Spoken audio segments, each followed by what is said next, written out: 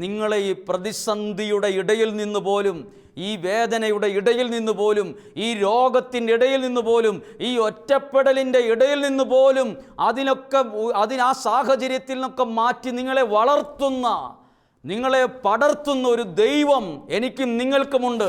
നിൽക്കുന്നത് പരിശുദ്ധാത്മാവിലാണെങ്കിൽ നമ്മുടെ വളർച്ചയെയോ ഉയർച്ചയെയോ ഒരാൾക്കും തടസ്സപ്പെടുത്താനോ ഇല്ലാതാക്കാനോ കഴിയില്ല. നമ്മളെക്കുറിച്ചുള്ള ദൈവ പദ്ധതിയെ പൊട്ടക്കിണറ്റിലിടാൻ ഒരു ശത്രുവിനും കഴിയില്ല.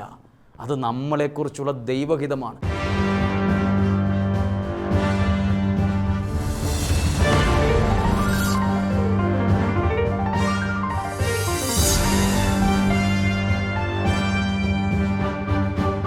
ഈശോയിൽ ഏറ്റവും പ്രിയപ്പെട്ടവരെ, വിമലപാതയിലെന്ന ഈ ഒരു അനുഗ്രഹീത ശുശ്രൂഷയുടെ 24-ാമത്തെ ദിവസമാണ് ഇന്ന്. ദൈവകൃപയിൽ ഈ 23 ദിവസങ്ങളും നിങ്ങൾക്ക് അനുഗ്രഹമായിരുന്നു, സന്തോഷമായിരുന്നു, അനുഗ്രഹത്തിന് കാരണമായി എന്നൊക്കെ ഞങ്ങൾ വിശ്വസിക്കുന്നു. ഞങ്ങളെല്ലാവരും നിങ്ങൾക്ക് വേണ്ടി ഈ സമയം പ്രാർത്ഥിക്കുന്നുണ്ട്. നിങ്ങളുടെ കുടുംബത്തെയും നിങ്ങളുടെ ആവശ്യങ്ങളെയും ഒക്കെ പ്രാർത്ഥനയിൽ ഒപ്പം ചേർത്ത് നിർത്തിക്കൊണ്ട് തന്നെയാണ് ഓരോ വചനങ്ങളും പറയുകയും പ്രസംഗിക്കുകയും എല്ലാം ചെയ്യുന്നത്. അപ്പോൾ നിങ്ങൾ ചിന്തിക്കും, എൻ്റെ വിഷയങ്ങളെ കണ്ടുകൊണ്ടാണോ ഈ വചനം പ്രസംഗിക്കുന്നത്? ഒരുപക്ഷെ നിങ്ങൾ ചിന്തിക്കും, ഈ വിഷയമൊന്നും അറിയാതെയാണ് ഈ വിഷയങ്ങൾ ഒക്കെ എടുക്കുന്നതല്ല. നിങ്ങളുടെ പ്രശ്നത്തെയും പ്രതിസന്ധികളെയൊക്കെ ഈ ഒരു നിയോഗത്തോടെ ചേർത്ത് വെച്ചുകൊണ്ടാണ് നിങ്ങൾക്ക് വേണ്ടി പ്രാർത്ഥിച്ചുകൊണ്ട് ഈ വിഷയങ്ങൾ പ്രസംഗിക്കുന്നത്. നിങ്ങൾ ദൈവസന്നിധിയിൽ വിലയുള്ളവരാണ്.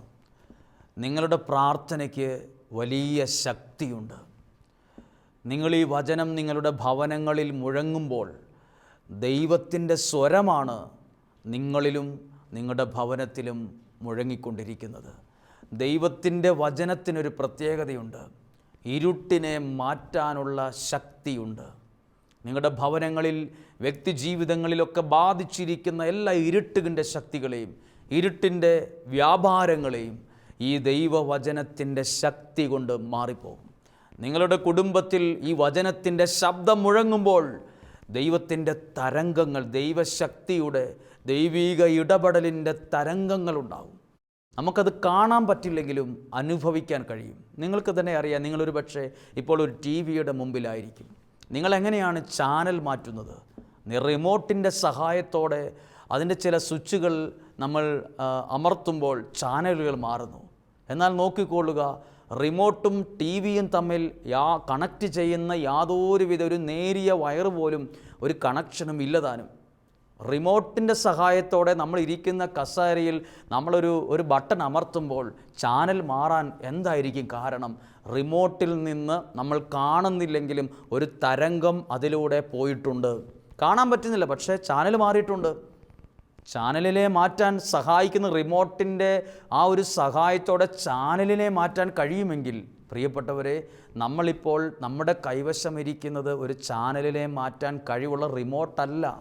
ഇപ്പോൾ നമ്മുടെ കൈവശം ഇരിക്കുന്നത്, നിങ്ങൾ കേൾക്കുന്നത് ദൈവത്തിൻ്റെ ഈ പ്രപഞ്ചത്തെ സൃഷ്ടിച്ചു പരിപാലിക്കുന്ന മാറ്റമില്ലാത്ത ദൈവവചനമാണ് നിങ്ങളുടെ കൈകളിലുള്ളത്, നിങ്ങൾ കേൾക്കുന്നത്. ഇതിനെ ഒരു ചാനലിനെ മാറ്റാനുള്ള തരംഗമല്ല ഇപ്പോൾ സംഭവിച്ചു കൊണ്ടിരിക്കുന്നത്. നിങ്ങളുടെ ജീവിതത്തെ തന്നെ മാറ്റാൻ കഴിവുള്ള, നിങ്ങളുടെ സാഹചര്യങ്ങളെപ്പോലും അത്ഭുതകരമായി ചേഞ്ച് ചെയ്യാൻ കഴിവുള്ള ദൈവവചനത്തിലൂടെ നിങ്ങൾ വിശ്വാസത്തോടെയാണ് കേൾക്കുന്നതെങ്കിൽ, നിങ്ങൾ പോലും അറിയാതെ ഒരു തരംഗങ്ങൾ അവിടെയെല്ലാം ഉണ്ട്. അത് ദൈവത്തിൻ്റെ ശക്തിയുടെ തരംഗങ്ങളാണ്. അത് കാണാൻ പറ്റില്ല, അത് അനുഭവിക്കാൻ കഴിയും. നിങ്ങൾക്ക് അങ്ങനെ ഒരു അനുഭവം ഉണ്ടാകട്ടെ. എവിടെയെല്ലാം വിശ്വാസത്തിലുള്ള പ്രാർത്ഥനകൾ ഉയരുന്നോ അവിടെയെല്ലാം ദൈവീകതയുടെ ഒരു തരംഗങ്ങളുണ്ട്. അന്തരീക്ഷത്തിൽ പോലും, ആ വ്യക്തികളിൽ പോലും, അവരുടെ ഇടപാടുകളിൽ പോലും, സംസാരത്തിൽ പോലും, തീരുമാനങ്ങളിൽ പോലും ദൈവികമായ ഇടപെടലിൻ്റെ തരംഗങ്ങളെ അനുഭവിച്ചറിയാൻ പറ്റും. ഇങ്ങനെയൊരു തരംഗമുള്ള ആളാണെന്ന് അയാളോട് 10 മിനിറ്റ് സംസാരിച്ചാൽ മതി. 10 മിനിറ്റ് ഒരാളോട് സംസാരിക്കുമ്പോൾ ഈ ദൈവികമായ തരംഗമുള്ള ഒരാളെ തിരിച്ചറിയാൻ പറ്റും. പ്രിയപ്പെട്ടവരെ, നമുക്കൊരു സമയത്ത് 1 മണിക്കൂർ പ്രാർത്ഥിക്കാൻ ഇഷ്ടമായിരുന്നു, മടുക്കില്ലായിരുന്നു. എന്നാൽ ഇന്ന് 1 മിനിറ്റ് പ്രാർത്ഥിക്കുമ്പോഴേ ജനം മടുക്കും. പെട്ടെന്ന് മടുപ്പും ക്ഷീണവും ഉണ്ടാവും. 1 മിനിറ്റ് പ്രാർത്ഥിക്കുമ്പോൾ ഏതാണ്ട് 1.5 മണിക്കൂർ പ്രാർത്ഥിച്ചൊരു ഫീലിംഗ് ആവും. ചില സമയത്ത് 1.5 മണിക്കൂർ പ്രാർത്ഥിക്കുമ്പോൾ ഉണ്ടല്ലോ, ഏതാണ്ട് 10 മിനിറ്റ് സമയം പ്രാർത്ഥിച്ചതുപോലെ തോന്നുള്ളൂ. ഇതെല്ലാം നമ്മൾ അനുഭവിക്കുന്ന ചില യാഥാർത്ഥ്യങ്ങളാണ്. ഈ വിഷയം പ്രസംഗിക്കുവാനല്ല വന്നത്, ഒരാമുഖം പോലെ നിങ്ങളോട് സൂചിപ്പിച്ചു എന്ന് മാത്രം. ഇന്ന് വളരെ പ്രധാനപ്പെട്ട ഒരു ദിവസമാണ്.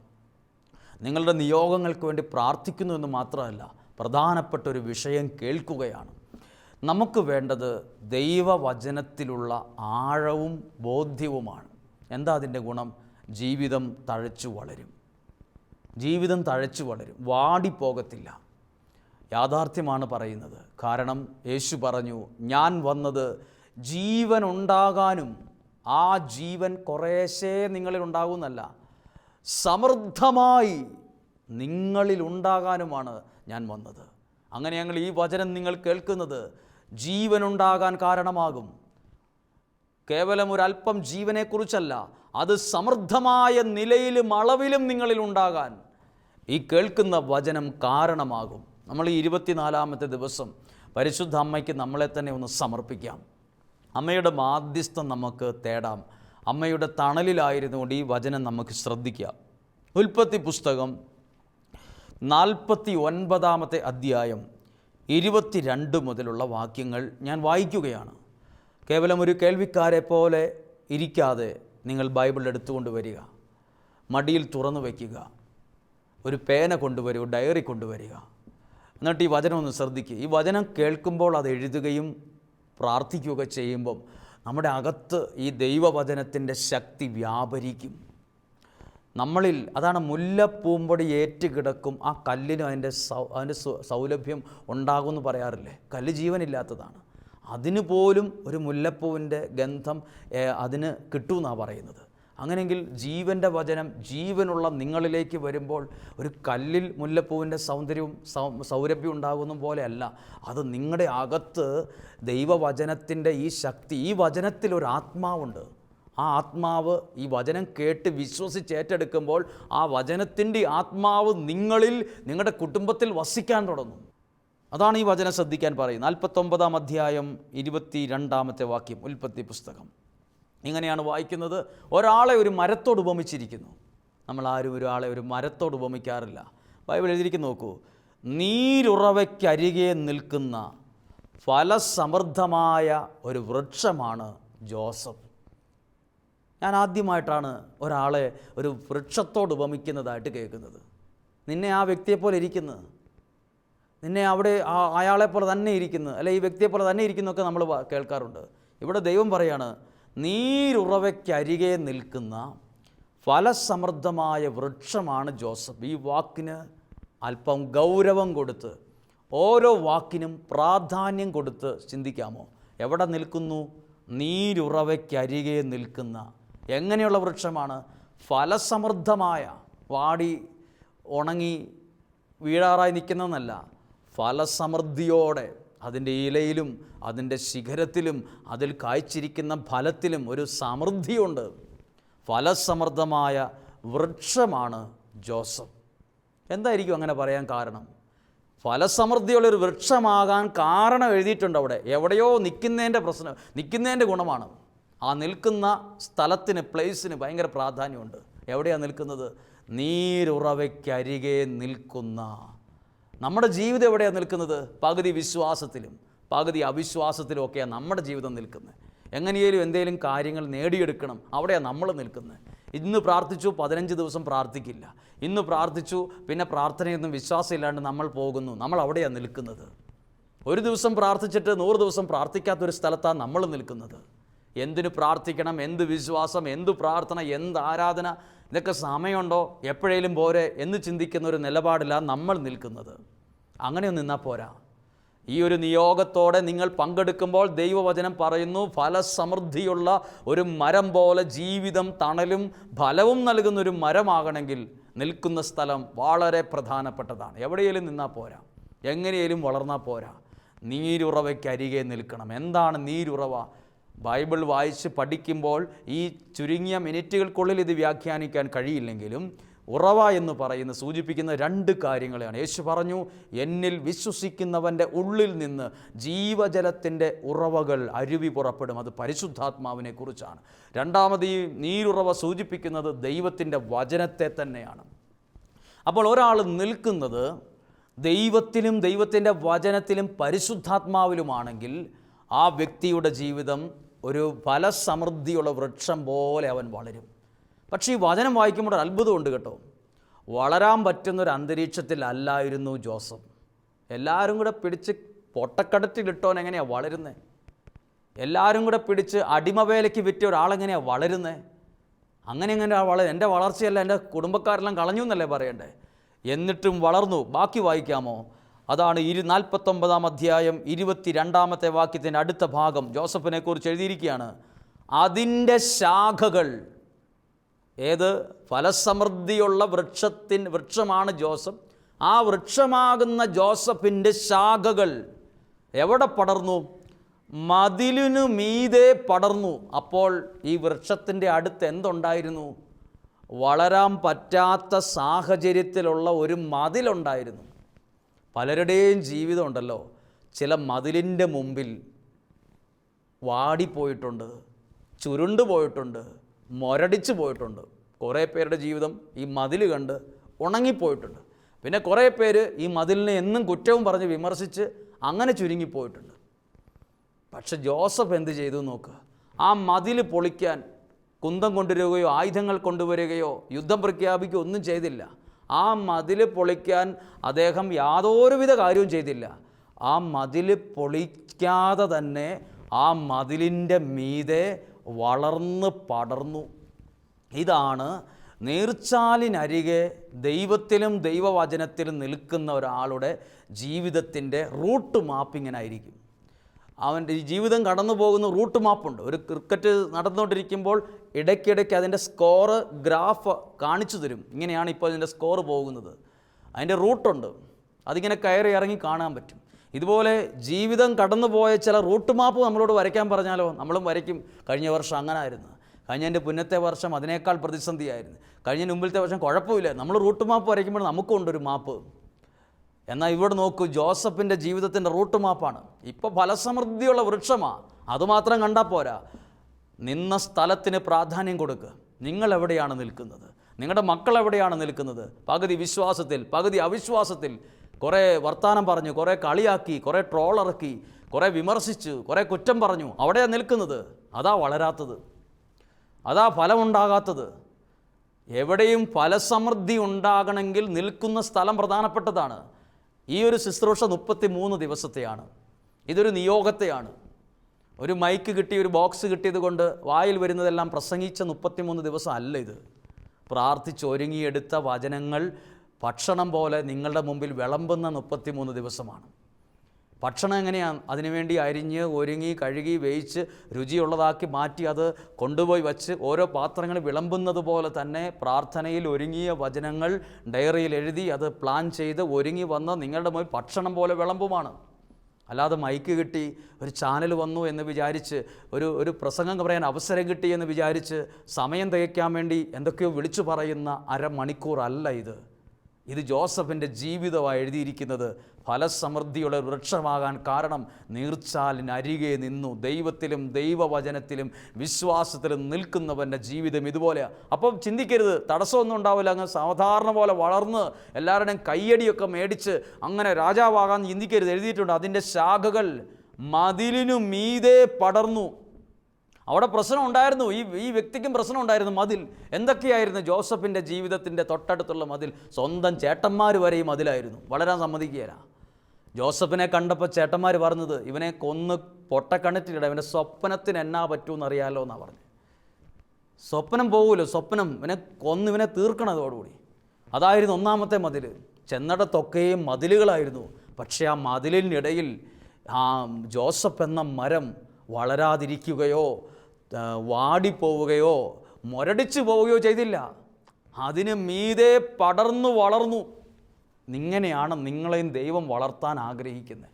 നിങ്ങൾ പറയും പ്രശ്നമാണ്, ഇവിടെ മതിലാണ്, ആ സാമ്പത്തികം ഇങ്ങനെയാണ്, വീട് ഇങ്ങനെയാണ്, പാരമ്പര്യം ഇങ്ങനെയാണ്, ഞങ്ങൾക്ക് ഈ പ്രദേശത്തൊന്നും ആരുടെയും ഒരു വിലയോ നിലയോ ഒന്നുമില്ല, ഞങ്ങളുടെ കുടുംബത്തെയൊന്നും ആർക്കും ഇഷ്ടമല്ല, ഞങ്ങളെ ആർക്കും താല്പര്യമില്ല, ഞങ്ങൾക്കില്ലാത്ത കുറ്റമില്ല, ഇല്ലാത്ത കുറവില്ല, ഇതെല്ലാം മതിലാണ്.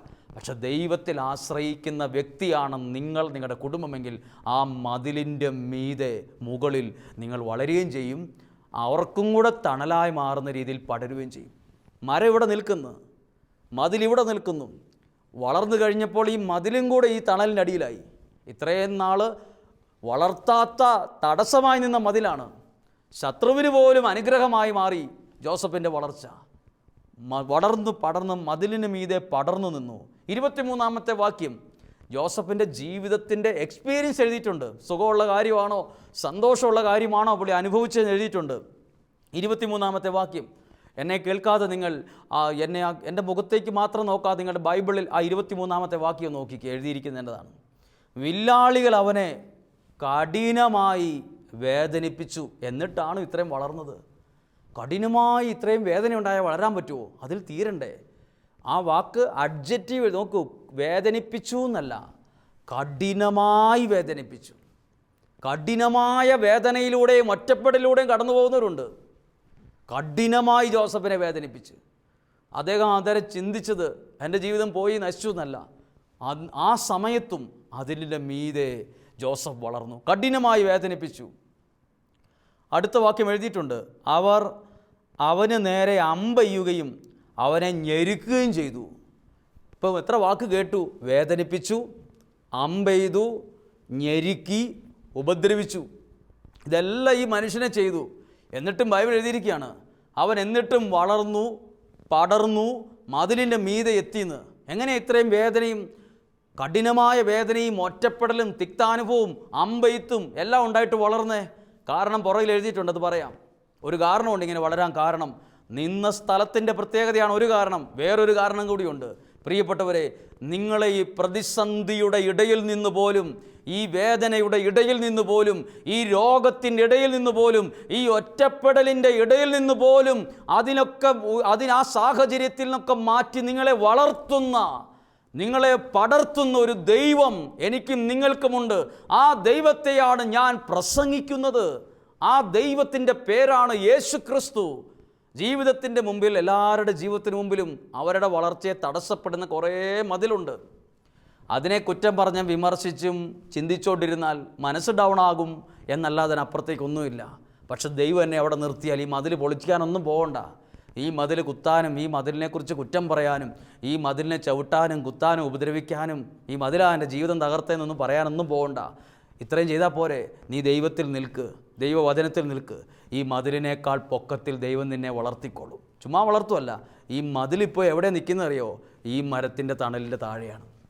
ഈ മരം ഇങ്ങനെ വളർന്ന് അതിൻ്റെ ശാഖകൾ അങ്ങ് പടർന്നപ്പോൾ വളർത്താതിരുന്ന മതിലും ഈ മരത്തിൻ്റെ തണലിൻ്റെ താഴെയായി. ഒരു പക്ഷേ നമ്മളെയും ഇങ്ങനെയൊക്കെയാണ്. ചിലർ വളർത്തില്ല, നാളെ നമ്മുടെ തണലിൽ അവർ വരും. ചിലർ നമ്മളെ ഉപദ്രവിക്കും, ഓടി നടന്നു എവിടെയും ജീവിക്കാൻ സമ്മതിക്കത്തില്ല. ഏത് നാട്ടിൽ ചെന്നാലും അവിടെ ഉണ്ടാവും നമ്മളെക്കുറിച്ച് കുറേ കാര്യങ്ങൾ പറഞ്ഞ്, നമ്മൾ മോശമാണ്, കൊള്ളത്തില്ലാത്ത ഒരാളാണ്, അവിടെയൊന്നും അടുപ്പിച്ചേക്കരുത് കേട്ടോ എന്നും പറഞ്ഞ് നമ്മളെ അവിടെയെല്ലാം കൂടെ ഒരു രക്ഷയില്ലാതെ നമ്മൾ ചിന്തിക്കും, എവിടെ പോയാലും എനിക്ക് ജീവിക്കാൻ പോലും പറ്റണില്ലല്ലോ, എല്ലാവരും കൂടെ എന്നെ ഉപദ്രവിക്കുകയാണല്ലോ, എന്ത് മാരക പാപം ചെയ്തിട്ടാണാവോ, ഇങ്ങനെയൊക്കെ ചിന്തിക്കും. നമ്മൾ ആ മതിലിനെ അല്ല കുറ്റം പറയുന്നത്. നമ്മൾ നിൽക്കുന്ന ദൈവത്തിലാണെങ്കിൽ ഈ മതിലും കൂടെ നാളെ എൻ്റെ തണലിൽ വരത്തക്ക വിധം ദൈവം വളർത്തും. ഇതിപ്പോൾ ഒരു കഥ പോലെ കേൾക്കരുത്. ഇങ്ങനെ വളർന്നവരും ഇങ്ങനെ കുറ്റം പറഞ്ഞ് വിമർശിച്ചവരുടെ തണലിൽ ഇന്ന് ഒരുപാട് പേര് ആ തണലിൽ കഴിയുന്നവരും ഇന്ന് നമ്മുടെ ലോകത്തിലും ചിന്തിച്ചാൽ നിങ്ങളുടെ പരിചയത്തിലും കാണും. തീർന്നിട്ടില്ല, ഈ വാക്യമൊന്നും തീർന്നിട്ടില്ല. അടുത്ത വാക്യം 24-ാമത്തെ വാക്യം എഴുതിയിട്ടുണ്ട് ജോസഫിനെ കുറിച്ച്. എന്നാൽ അവൻ്റെ വില്ല് ഉറച്ചു നിന്നു. അവിടെ ഒരു വാക്കുണ്ട്, ഉറച്ചു നിന്നു എന്ന്. എന്തൊക്കെ ഉണ്ടായപ്പോഴാണ് ഉറച്ചു നിന്നെന്ന് ഓർക്കണം. അവന് നേരെ അമ്പെയ്തു, കഠിനമായി വേദനിപ്പിച്ചു, ഞെരുക്കി. ഇനി ചെയ്യാനൊന്നുമില്ല, എല്ലാം ചെയ്യാൻ പറ്റുന്നതൊക്കെ അവർ ചെയ്തു. എന്നിട്ടും ജോസഫ് എങ്ങനെ നിന്നത്? ഉറച്ചു നിന്ന്. അവിടെ ഉറച്ചു നിൽക്കാൻ കാരണം എന്നാ? പുള്ളിയുടെ കഴിവ് കൊണ്ടല്ല, പുള്ളി നിന്ന സ്ഥലത്തിൻ്റെ പ്രത്യേകതയാണ്. നീരുറവയ്ക്കരികെ പുള്ളി നിന്നത്. പ്രിയപ്പെട്ടവരെ, നമുക്കും അത്ര സുഖമുള്ള ഒരു അന്തരീക്ഷത്തിലായിരിക്കില്ല നമ്മളും ജീവിക്കുന്നതും വളരുന്നതും. നിൽക്കുന്നത് ദൈവത്തിലാണെങ്കിൽ, നിൽക്കുന്നത് ഈ ദൈവവചനത്തിലാണെങ്കിൽ, നിൽക്കുന്നത് പരിശുദ്ധാത്മാവിലാണെങ്കിൽ നമ്മളെ, നമ്മുടെ വളർച്ചയെയോ ഉയർച്ചയെയോ ഒരാൾക്കും തടസ്സപ്പെടുത്താനോ ഇല്ലാതാക്കാനോ കഴിയില്ല. ഒരാൾ പറഞ്ഞതുപോലെ ജോസഫിനെ പിടിച്ച് പൊട്ടക്കിണറ്റിൽ ഇട്ടു. അവൻ്റെ സ്വപ്നത്തെ പിടിച്ചിടാൻ പറ്റിയോ? പൊട്ടക്കിണറ്റിൽ അവൻ്റെ സ്വപ്നത്തെ കുഴിയിലിട്ട് മൂടാൻ പറ്റിയോ? ഇവർക്ക് ആളെ ഇടാൻ പറ്റി. നമ്മളെക്കുറിച്ചുള്ള ദൈവ പദ്ധതിയെ പൊട്ടക്കിണറ്റിലിടാൻ ഒരു ശത്രുവിനും കഴിയില്ല. അത് നമ്മളെക്കുറിച്ചുള്ള ദൈവഹിതമാണ്. ദൈവം ഒരു പ്ലാൻ, ഒരു ഹിതം വച്ചിട്ടുണ്ടെങ്കിൽ എതിലേ പോയാലും നമ്മൾ അവിടെ എത്തുകയും ചെയ്യും. ജോസഫ് കടന്നുപോയ റൂട്ട് മാപ്പ് എടുത്ത് നോക്ക്. പൊട്ടക്കിണർ, ജയില്, പിന്നെ പൊത്തീഫറിൻ്റെ വീട്ടിലെ ജോലിക്കാരനായിട്ട്, ഇങ്ങനെ കുറേ റൂട്ട് മാപ്പ് വരച്ച് നോക്കുമ്പോൾ ഒരിക്കലും ഈ കസേരയിരിക്കാൻ സാധ്യതയില്ലാത്ത മനുഷ്യനാണ്. പക്ഷെ ദൈവം അവിടെ എത്തിച്ചു. അടുത്ത വാക്യം കൂടി ഞാൻ വായിക്കുകയാണ്. എന്തോ ഒരു കാരണമുണ്ട്. 24 വാക്യം, ഉറച്ചു നിന്നു.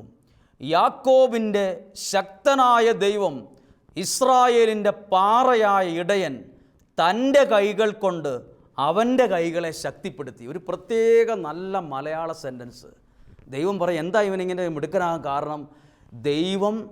ദൈവത്തിൻ്റെ കൈകൾ കൊണ്ട് അവൻ്റെ കൈകളെ ശക്തിപ്പെടുത്തി. ഇത് നിങ്ങൾക്കിന്ന് അനുഭവിക്കാൻ കഴിയണം. ഏത്? ദൈവം തൻ്റെ കൈകൾ കൊണ്ട് നിൻ്റെ കൈകളെ, നിൻ്റെ ആരോഗ്യത്തെ, നിൻ്റെ സ്വപ്നങ്ങളെ, നിൻ്റെ പ്രതീക്ഷയെ ശക്തിപ്പെടുത്തുന്നൊരു ദൈവമുണ്ട്. ഒരിക്കൽ കൂടി ആ വാക്യം ബൈബിളിൽ തന്നെ ഒന്ന് വായിച്ച്, 2 പദപ്രയോഗം ചേർത്ത് വച്ചിട്ടാണ് എഴുതിയിരിക്കുന്നത്. യാക്കോബിൻ്റെ ശക്തനായ ദൈവം, ഇസ്രായേലിൻ്റെ പാറയായ ഇടയൻ തൻ്റെ കൈകൾ കൊണ്ട് അവൻ്റെ കൈകളെ ശക്തിപ്പെടുത്തി. ഈ 24 ദിവസം നിങ്ങൾക്കിത് അനുഭവിക്കാൻ കഴിയട്ടെ.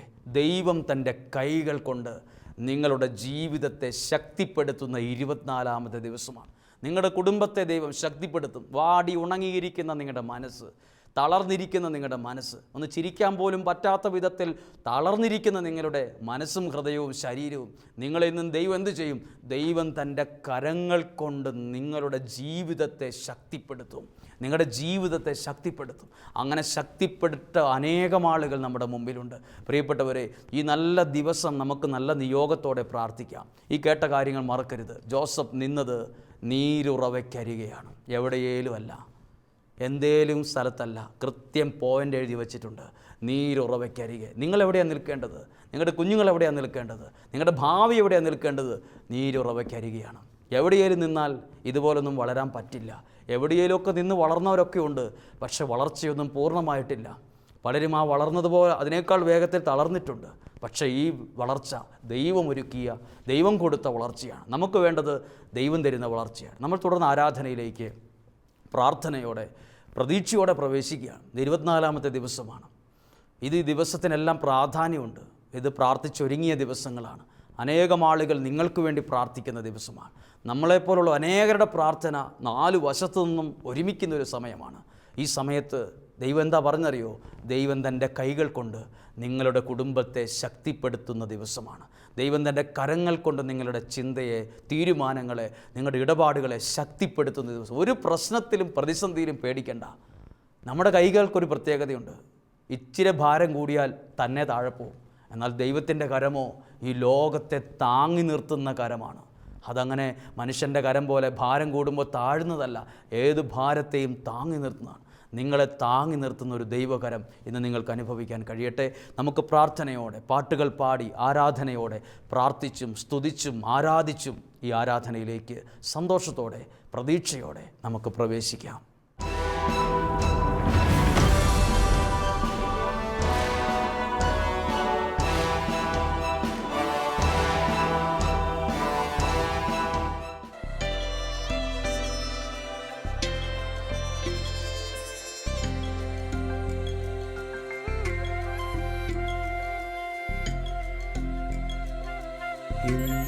എന്തൊരത്ഭുതമാ, ഇതെന്തൊരത്ഭുതമാ, ദൈവമെൻ അരികിലായി അൾത്താരയിൽ. എന്തൊരത്ഭുതമാ, ഇതെന്തൊരത്ഭുതമാ, ദൈവമെൻ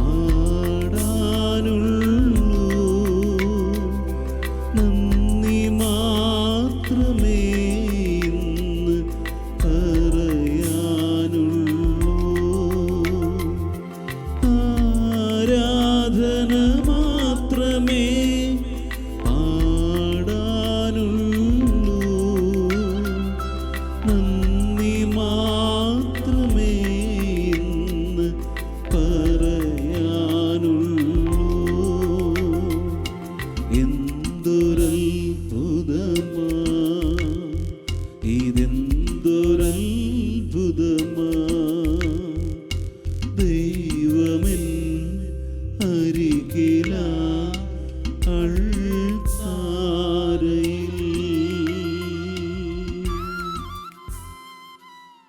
ഈശോയിലേക്ക് നോക്കി പ്രാർത്ഥിക്കാം. പരിശുദ്ധ പരമ ദിവ്യകാരുണ്യത്തിന് നിത്യസ്തുതിക്ക് യോഗ്യനായ പരിശുദ്ധ പരമ ദിവ്യകാരുണ്യത്തിന് പരിശുദ്ധ പരമ ദിവ്യകാരുണ്യത്തിന് പ്രിയപ്പെട്ടവരെ, വിമല ഹൃദയ പ്രതിഷ്ഠയുടെ വിമല പാതിൽ എന്ന ശുശ്രൂഷയുടെ 24-ാമത്തെ ദിവസത്തെ വചനവും ആരാധനയിലുമാണ് ഞാനും നിങ്ങളും പങ്കെടുത്ത് പ്രാർത്ഥിച്ചു കൊണ്ടിരിക്കുന്നത്.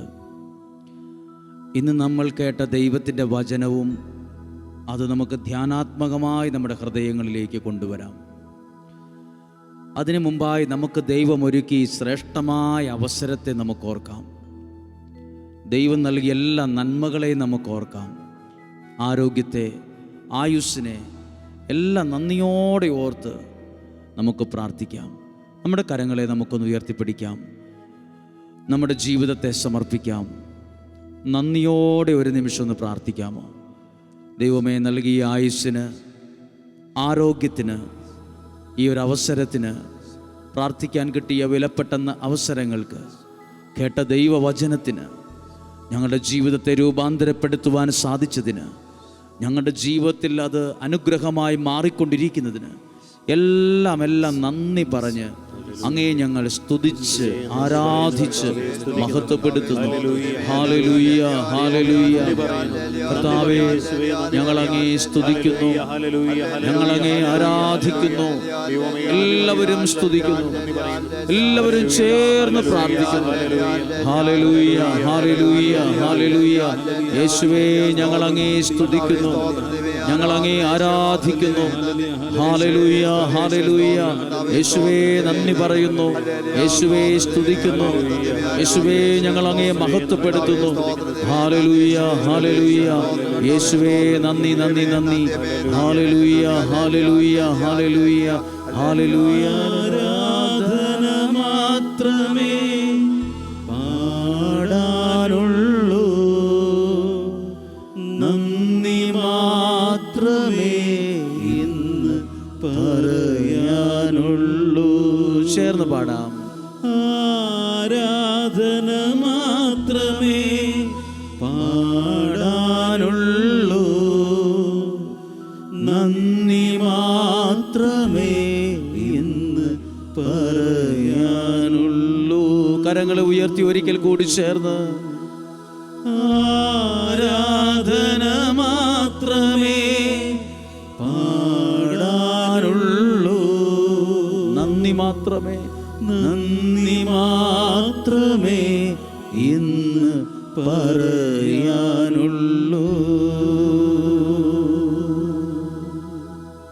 പ്രിയപ്പെട്ടവരെ, ഈ 24-ാമത്തെ ദിവസത്തെ ആരാധനയിൽ ചില പ്രത്യേക വചനങ്ങളാണ് നാം കേട്ട് പ്രാർത്ഥിച്ചത്. ആ വചനത്തിലെ കേട്ടത് ഒരാവർത്തന വിരസതയാകാതെ നമ്മൾ വീണ്ടും അത് പ്രാർത്ഥിക്കാനും ആരാധനയിലേക്കും ആ വചനം കൊണ്ടുവരികയാണ്. ആ വചനമാണ് ഉൽപ്പത്തി പുസ്തകം 49-ാം അധ്യായം 22-ാമത്തെ വാക്യം. ആ വാക്യം മുതൽ എഴുതിയിരിക്കുന്നത്, നീരുറവയ്ക്കരികെ നിൽക്കുന്ന ഫലസമൃദ്ധമായ വൃക്ഷമാണ് ജോസഫ് എന്നാണ്. അങ്ങനെ നമ്മൾ ആരെക്കുറിച്ചും അങ്ങനെ അധികം പറയാറില്ല, ഒരു മരത്തോട് ആരും ഉപമിക്കാറില്ല. പക്ഷെ ഇവിടെ ബൈബിളിലെ വചനം ജോസഫിനെ ചേർത്ത് വച്ചത് ഏതേലും ഒരു മരത്തോടല്ല, എവിടെയേലും നിൽക്കുന്നൊരു മരത്തോടുമല്ല. മരങ്ങൾക്ക് നിൽക്കുന്ന സ്ഥലത്തിനൊക്കെയുണ്ട് പ്രത്യേകത. നീരുറവയ്ക്കരികെ നിൽക്കുന്ന ആ മരത്തിൻ്റെ പ്രത്യേകത ഫലസമൃദ്ധമായ വൃക്ഷം. അതെങ്ങനെയാണ് ആ ഒരു നിലയിൽ ഈ ജോസഫ് മാറിയത്? എങ്ങനെയാണ് ആ വ്യക്തിക്ക് ഇങ്ങനെ ഒരു അത്ഭുതമായി മാറാൻ കഴിഞ്ഞത്? അതിൻ്റെ കാര്യകാരണ സഹിതമാണ് താഴെ എഴുതിയിട്ടുള്ളത്. ജോസഫ് ഒരിക്കലും ഫലസമൃദ്ധമായ വൃക്ഷമാകേണ്ട ഒരു സാഹചര്യത്തിലൂടെയല്ല കടന്നുപോയത്.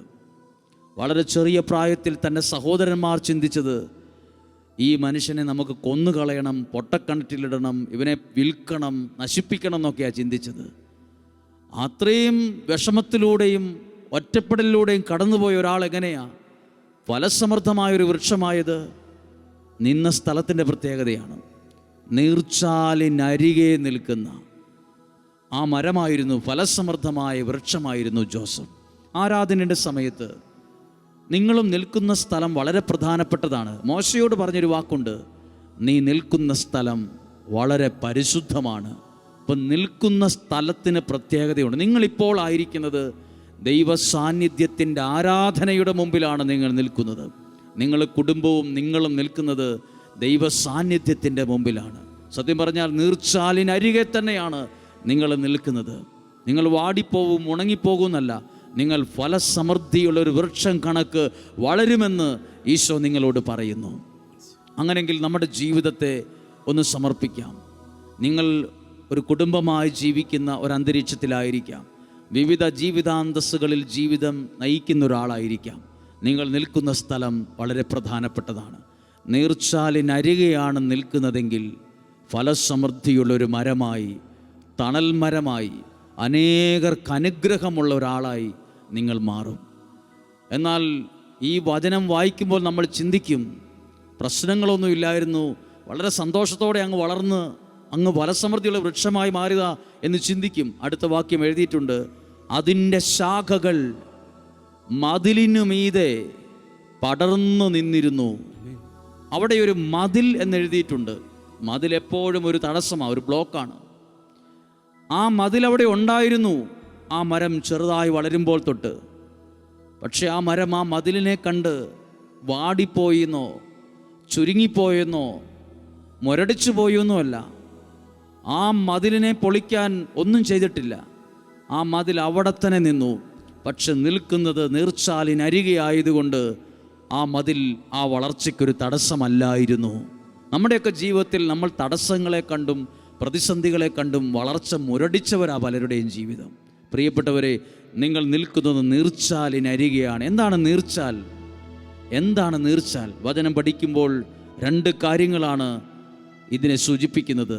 ഒന്ന് ദൈവത്തിൻ്റെ വചനമാണ്, രണ്ട് പരിശുദ്ധാത്മാവാണ്.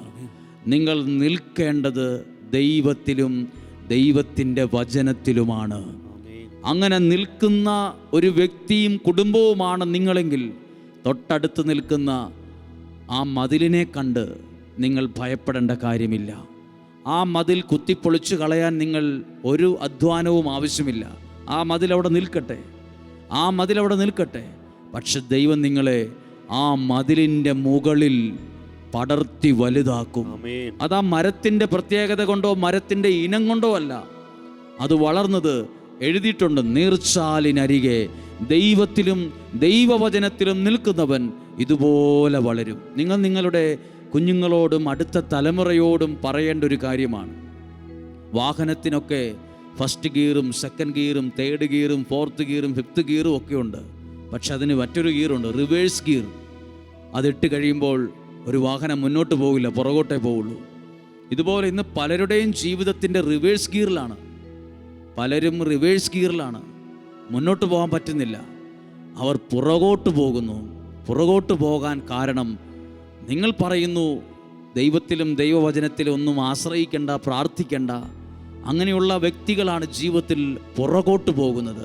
ദൈവം നിങ്ങളെ വിളിച്ചത് റിവേഴ്സ് ഗിയർ ഇട്ട് പുറകോട്ട് പോകാനല്ല, ഫസ്റ്റ് ഗിയർ ഇട്ട് സെക്കൻഡ് ഗിയർ ഇട്ട് തേർഡ് ഗിയർ ഇട്ട് മുന്നോട്ട് പോകാനാണ്, വളരാനാണ് ദൈവം ആഗ്രഹിക്കുന്നത്, പുറകോട്ട് പോകാനല്ല. ജീവിതത്തിൽ പുറകോട്ട് പോകുന്നവർ എന്നെ കേൾക്കുന്നുണ്ടെങ്കിൽ ജീവിതം മാറണം. നിങ്ങൾ നീർച്ചാലിനരികെ നിൽക്കണം. നിങ്ങളുടെ കുടുംബത്തെ അവിടെ നിലയുറപ്പിക്കണം, നിങ്ങളുടെ കടമയാണ്.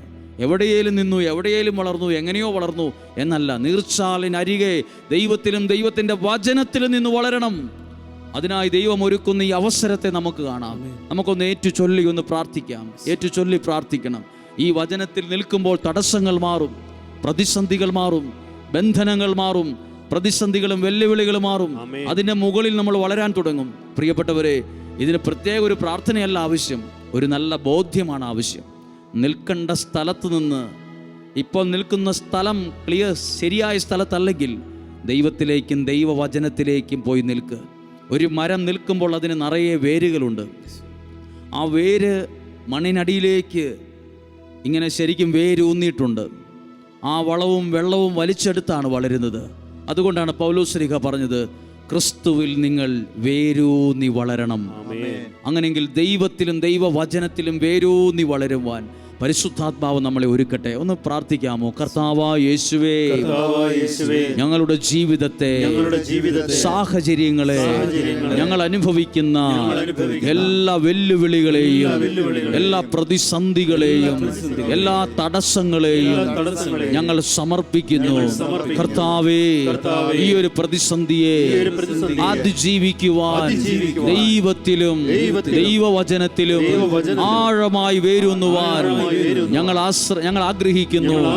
Hallelujah, hallelujah. കർത്താവായ യേശുവേ, ദൈവത്തിന്റെ വചനത്തിൽ നീർച്ചാലിനരികെ നിൽക്കുന്ന ഒരു വൃക്ഷം പോലെ ദൈവത്തിലും ദൈവവചനത്തിലും പരിശുദ്ധാത്മാവിലും ഞങ്ങളുടെ ജീവിതത്തെ നിർത്തുവാൻ ഞങ്ങളുടെ കുടുംബത്തെ ആ ദൈവ സാന്നിധ്യത്തിൽ നിർത്തുവാൻ ഞങ്ങളെ പഠിപ്പിക്കണമേ. Hallelujah, hallelujah. മതിലിനുമീതെ വളരുവാൻ പരിശുദ്ധാത്മാവേ ശക്തി നൽകണമേ. ഹല്ലേലൂയ. പ്രതിസന്ധികൾ കണ്ട്, വെല്ലുവിളികൾ കണ്ട്, ഒറ്റപ്പെടുത്തലുകൾ കണ്ട്, കുറ്റപ്പെടുത്തലുകൾ കണ്ട് തളർന്നു പോകുവാൻ, തകർന്നു പോകുവാൻ അനുവദിക്കരുതേ. പരിശുദ്ധാത്മാവേ, ജോസഫ് നിന്നതുപോലെ നീർച്ചാലിനരികെ നിന്നു വളരുവാൻ ഞങ്ങളെ പഠിപ്പിക്കണമേ. ഒരു തലമുറ ദൈവത്തിലും ദൈവവചനത്തിലും വേരൂന്നി വളർന്ന് ഉയർന്നു വരുവാൻ പരിശുദ്ധാത്മാവേ അഭിഷേകത്തെ പകരണമേ, പകരണമേ. ഹല്ലേലൂയ, ഹല്ലേലൂയ, ഹല്ലേലൂയ, ഹല്ലേലൂയ. രണ്ടു കരങ്ങളെ ഉയർത്തി ഒരിക്കൽ കൂടി സ്തുതിച്ച് പ്രാർത്ഥിക്കുന്നു. ഹല്ലേലൂയ. ദൈവമേ, സ്തുതിക്കുന്നു, സ്തുതിക്കുന്നു, സ്തുതിക്കുന്നു. നന്ദി പറയുന്നു കർത്താവേ. അങ്ങേ ഞങ്ങൾ ആരാധിക്കുന്നു, അങ്ങേ ഞങ്ങൾ മഹത്വപ്പെടുത്തുന്നു. ഹല്ലേലൂയ, ഹല്ലേലൂയ. യേശുവേ, നന്ദി, നന്ദി, നന്ദി, നന്ദി. പരീക്ഷ എന്റെ ദൈവം അനുവദിച്ച പരിഹാരം എനിക്കായി കരുതിയിട്ടുണ്ട്. വിശ്വസിച്ചുകൊണ്ട് പാടാം. പരീക്ഷ എന്റെ ദൈവം അനുവദിച്ച പരിഹാരം എനിക്കായി കരുതിയിട്ടുണ്ട്. എന്തിനെന്ന് ചോദിക്കില്ല ഞാൻ, എന്റെ നന്മയ്ക്കായെന്നറിയുന്നു ഞാൻ. എന്തിനെന്ന് ചോദിക്കില്ല ഞാൻ. ചേർന്ന് പറഞ്ഞ്, എന്റെ നന്മയ്ക്കാണെന്നറിയുന്നു ഞാൻ.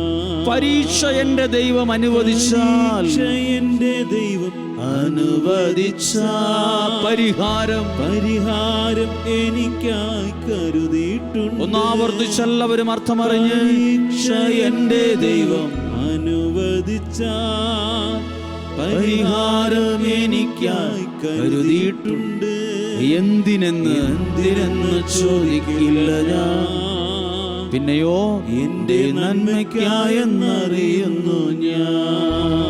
എന്തിനെന്ന് ചോദിക്കില്ല ഞാൻ.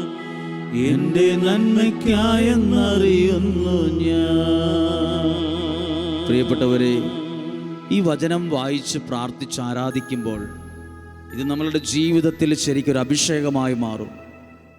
ഇതൊരു അനുഗ്രഹമായി നമുക്ക് മാറും.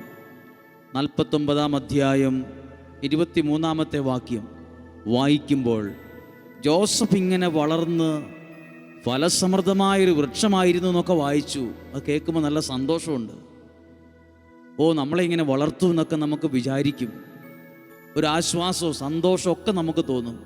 പക്ഷേ താഴോട്ട് വായിക്കുമ്പോൾ വളരാൻ പറ്റിയൊരു അന്തരീക്ഷം അല്ലായിരുന്നു എന്ന് എഴുതിയിട്ടുണ്ട്. 23-ാമത്തെ വാക്യം, വില്ലാളികൾ അവനെ കഠിനമായി വേദനിപ്പിച്ചു. കൂടെ ഉണ്ടായിരുന്നവർ കൈയടിച്ച് പാസ്സാക്കി എന്നല്ല, കൂടെ ഉണ്ടായിരുന്നവർ പ്രോത്സാഹിപ്പിച്ചു എന്നല്ല, കൂടെ ഉണ്ടായിരുന്നവർ വളർത്താൻ ശ്രമിച്ചുവെന്നല്ല, കഠിനമായി വേദനിപ്പിച്ചു എന്നാണ്.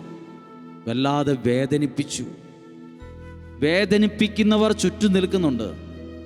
നമ്മളെയും വേദനിപ്പിക്കുന്നവരുണ്ട്. വേദനയുടെ തിക്താനുഭവങ്ങളിലൂടെ കടന്നു പോകുന്നവരുണ്ട്. വേദനയുടെ അതുമാത്രമാണോ? അടുത്ത വാക്യം, അവർ അവനു നേരെ അമ്പെയ്യുകയും അവനെ ഞെരുക്കുകയും ചെയ്തു. കല്ലെറിഞ്ഞു എന്നല്ല, മൂർച്ചയുള്ള അമ്പ് ജോസഫിൻ്റെ നേരെ എയ്തു വിട്ടു. അവർ അവനെ ഞെരുക്കി. 3 വാക്കുകൾ ശ്രദ്ധിച്ചോ? വേദനിപ്പിച്ചു, ഞെരുക്കി, വല്ലാതെ കഷ്ടപ്പെടുത്തി. എന്നിട്ടും ജോസഫ് വളർന്നു. ചിലരൊക്കെ പറയില്ലേ, എന്നെ ഞെരുക്കിയ അനുഭവമാണ് എന്നെ തകർത്തത്, എന്നെ വെല്ലുവിളിച്ച അനുഭവങ്ങളാണ് എന്നെ ഇല്ലാതാക്കിയത്. പ്രിയപ്പെട്ടവരെ, ദൈവത്തിലും ദൈവവചനത്തിലും നിൽക്കുന്ന വ്യക്തി മതിലിന് മീതെ വളരും. ഏതു ഞെരുക്കങ്ങളും അതിജീവിക്കും. ഏത് വെല്ലുവിളികളും മാറിയെടുക്കും. കാരണം 24-ാമത്തെ വാക്യമുണ്ട്, എന്നാൽ അവൻ്റെ വില്ല് ഉറച്ചു തന്നെ നിന്നു. ഇത്രയും പ്രശ്നം ഉണ്ടായിട്ട് അവൻ ഉറച്ചു തന്നെ നിന്നു. നമുക്ക് വേണ്ട ഒരു അഭിഷേകമാണ്, പരിശുദ്ധാത്മാവ് നൽകുന്ന ബലമാണ് ഉറച്ചു നിൽക്കാനുള്ള അഭിഷേകം. ഉറച്ചു നിൽക്കാൻ. അങ്ങനെയെങ്കിൽ ജീവിതത്തെ ഒന്ന് സമർപ്പിക്കുക. പരീക്ഷകളും പരീക്ഷണങ്ങളും ജീവിതത്തിൽ വരും. സ്കൂളിലെ കുട്ടികൾക്കാണ് പരീക്ഷയുള്ളത്. അതിനൊരു ക്വസ്റ്റ്യൻ പേപ്പറുണ്ട്.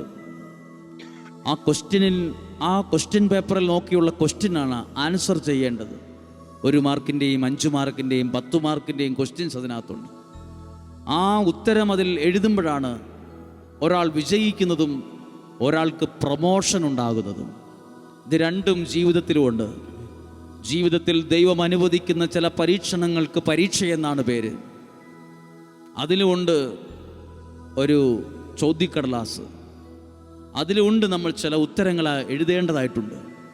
അതിലൊരു വിജയവുമുണ്ട്, അതിലൊരു പ്രമോഷനുമുണ്ട്. 2ാം ക്ലാസ്സിലെ പരീക്ഷ എഴുതി കഴിയുമ്പോൾ വീണ്ടും 2ാം ക്ലാസ്സിലല്ല, അത് 3ാം ക്ലാസ്സിലേക്കാണ്. അതൊരു വളർച്ച, ഒരു പ്രമോഷനാണ്. 3ാം ക്ലാസ്സിലെ നിശ്ചിത പരീക്ഷകൾ കഴിയുമ്പോൾ, ജയിച്ചു കഴിയുമ്പോൾ വീണ്ടും 3ാം ക്ലാസ്സിലേക്കല്ല ജയിക്കുന്നത്, 4ാം ക്ലാസ്സിലേക്കാണ്. നമ്മൾ കാണുന്ന സാധാരണ രീതിയിൽ കാണുന്ന പരീക്ഷകളിൽ പോലും വിജയവുമുണ്ട്, പ്രമോഷനുമുണ്ട്. അങ്ങനെയെങ്കിൽ ദൈവം അനുവദിക്കുന്ന ഓരോ ഞെരുക്കത്തിനും, ഓരോ വേദനയിലും, ഓരോ വെല്ലുവിളിയിലും വിജയമുണ്ട്, അതോടൊപ്പം പ്രമോഷനുമുണ്ട്, അതോടൊപ്പം ഒരു മാറ്റമുണ്ട്.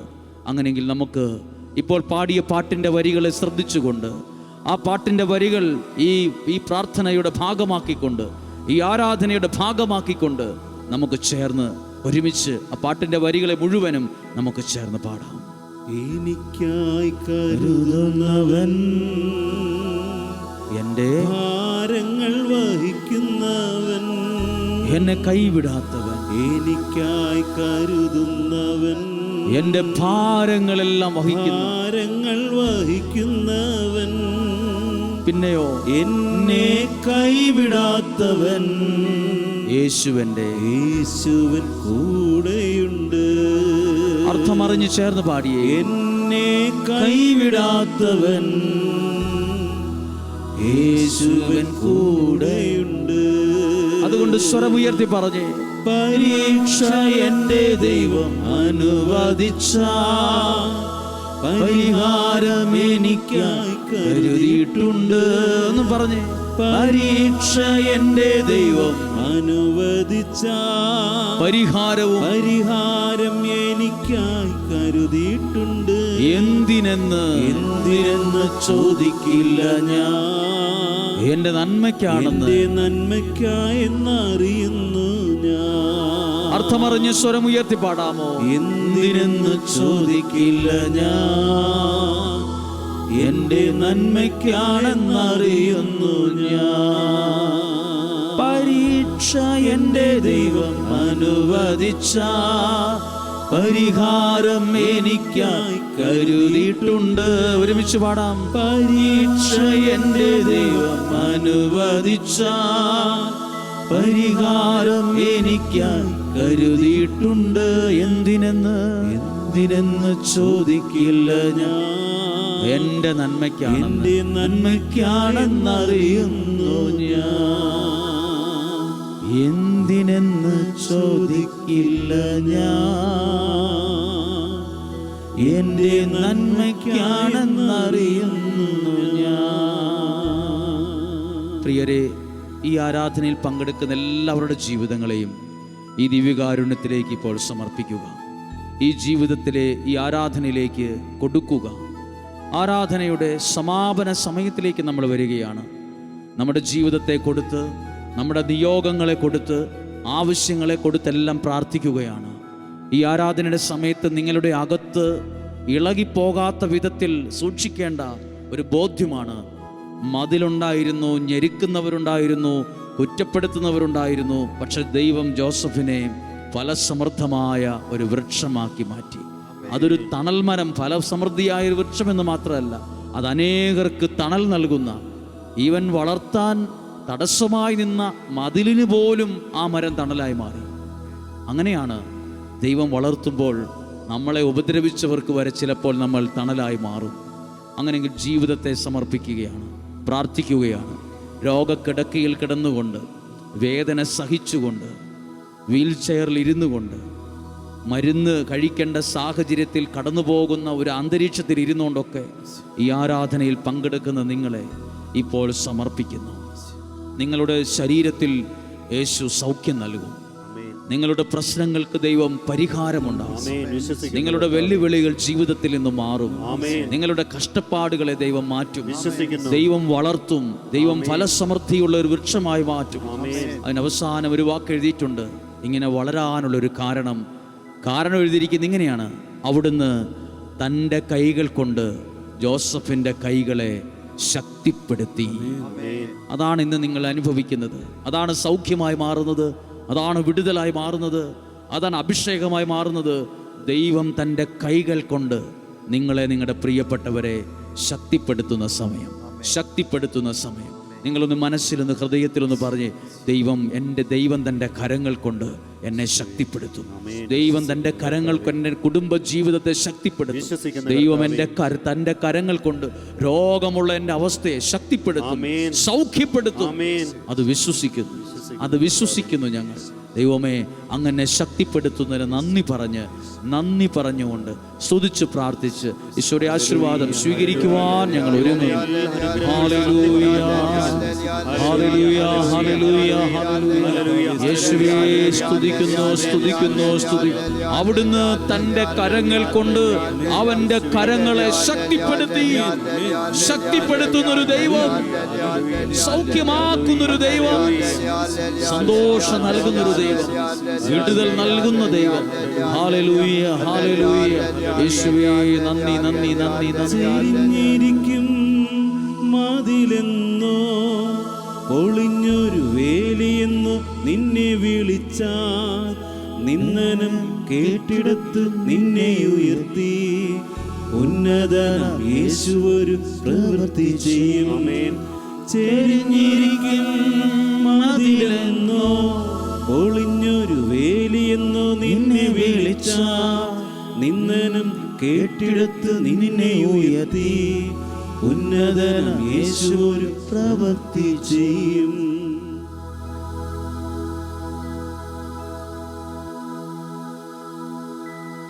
പരിശുദ്ധ ശരീരത്താലും വിലയേറിയ രക്തത്താലും പാപത്തിൻ കറകളിൽ നിന്നും മർത്യനു നീ മോചനമേകി. സകലേശ ദിവ്യ കടാക്ഷം തൂഗണമേ വത്സല സുതരിൽ നിർമ്മലരായി ജീവി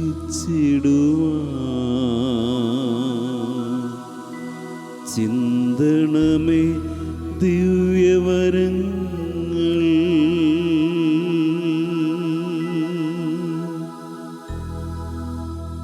പരിശുദ്ധ പരമമാ ദിവ്യകാരുണ്യമേ എന്നുമെന്നും എന്നുമെന്നും അങ്ങേക്കാരാധന. പരിശുദ്ധ പരമമാ ദിവ്യകാരുണ്യമേ എന്നുമെന്നും അങ്ങേക്കാരാധന. പരിശുദ്ധ പരമമാ ദിവ്യകാരുണ്യമേ എന്നുമെന്നും അങ്ങേക്കാരാധന.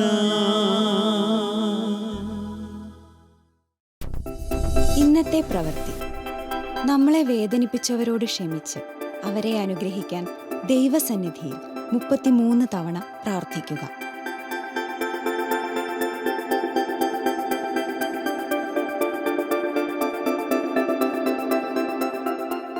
വിമലപാതയിലെ എപ്പിസോഡുകൾ വീണ്ടും കാണുന്നതിനും ശാലോം ടിവിയിലെ മറ്റു പ്രോഗ്രാമുകൾ ലഭിക്കുന്നതിനും Shalom TV YouTube channel subscribe ചെയ്യുക. വേദനിക്കുന്നവർക്ക് ആശ്വാസമേകാൻ, തകർന്നവർക്ക് പ്രതീക്ഷയേകാൻ സുവിശേഷ പ്രവർത്തനത്തിൽ പങ്കാളിയാകുവിൻ. ഈ വീഡിയോ നിങ്ങളുടെ പ്രിയപ്പെട്ടവർക്ക് ഷെയർ ചെയ്യുക.